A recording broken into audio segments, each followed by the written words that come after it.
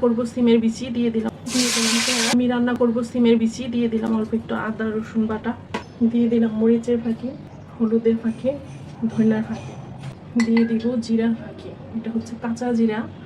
আমি ধুয়ে রোদে শুকায়ে তারপর এটা ব্লেন্ড করে নিছি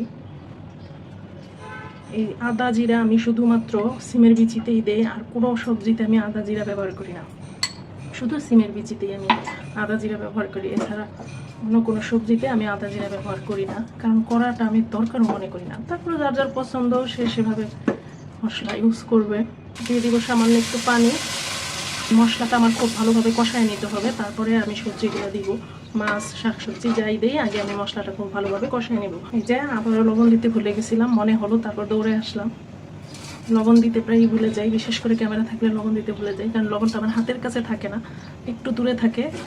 তো সব কিছু হাতের কাছে নিয়ে নেই সেই কারণে দেওয়া হয় লবণটা আর হাতের কাছে থাকে না তাই লবণটা দিয়েও না মনেও থাকে না পরে যখন ক্যামেরাটা অফ করি তখন আমার ঠিকই মনে হয় তখন এসে আমি দিয়ে যাই এই যে মশলাটা আমার খুব ভালোভাবে কষানো হয়ে গেছে তেলগুলি সব উপরে উঠে আসছে এখন আমি দিয়ে দিব এই আলু আর টমেটো এখন আলু আর নতুন নাই পুরান হয়ে গেছে আলুগুলো না একদম সিদ্ধই হইতে চায় না